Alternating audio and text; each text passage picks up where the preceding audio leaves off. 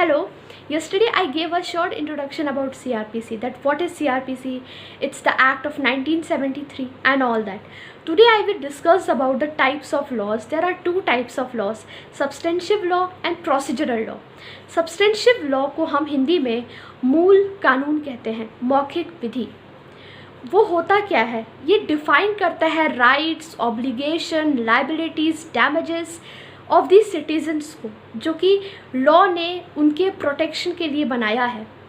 अगर हम इसको एग्जाम्पल के तौर पर देखें तो जैसे कि मैटरनिटी बेनिफिट एक्ट, इस एक्ट में एक वुमेन को बेनिफिट मिलता है कि वो कुछ मंथ के लिए लीव ले सकती है अपने जॉब से या वो जहाँ पे काम कर रही है। लेकिन ये हुई उसकी राइट्स। अब लाइबिलिटीज़ की अगर मैं बात करूँ तो लाइबिलिटीज़ क्या, अगर जहाँ पर वो काम कर रही है उसका एम्प्लॉय अगर उसको लीव नहीं दे रहा है तो उसके ऊपर लाइबिलिटीज़ लगेगी, तो दैट इज़ लाइबिलिटीज़।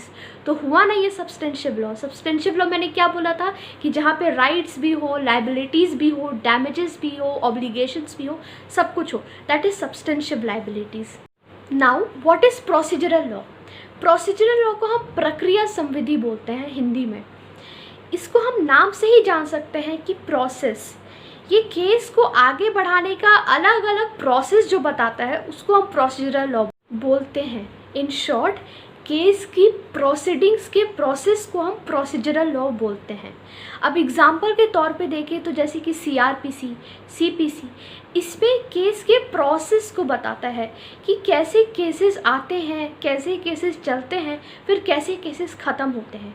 तो ऐसे ऐसे करके इसके प्रोसेस को बता रहा है, तो इसको हम बोलेंगे क्रिमिनल प्रोसीजर कोड, जैसे सिविल प्रोसीजर कोड। तो that is the procedural law. अब क्वेश्चन तो मन में आया ही होगा कि कोई ऐसा एक्ट है जिसमें दोनों ही लॉ अप्लाई हो सकता है, तो आंसर इज़ यस। कैसे?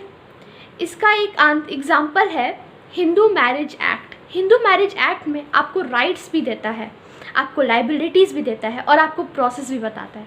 कैसे? पहले तो राइट्स देता है, राइट टू मैरिज का, राइट टू डिवोर्स का, फिर लाइबिलिटीज़ भी देता है, पनिशमेंट भी देता है कि अगर आपने 2 शादी एक टाइम में की, बाईगैमी, तो आपको लाइबिलिटीज़, आपको पनिशमेंट झेलना पड़ेगा। फिर अगर हम चैप्टर नंबर 5 के हिंदू मैरिज एक्ट में जाएं तो उसमें पूरा प्रोसेस भी बताया हुआ है कि कैसे हिंदू मैरिज होती है। पर प्रोसीजरल लॉ और सब्सटेंशिव लॉ दोनों एक ही सिक्के के दो पहलू हैं। कैसे? क्योंकि दोनों का ऑब्जेक्टिव एक ही है, एडमिनिस्ट्रेशन ऑफ जस्टिस, जस्टिस देना।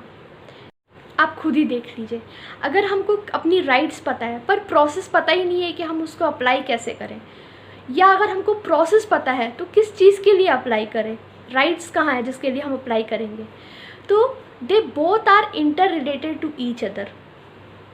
Thank you.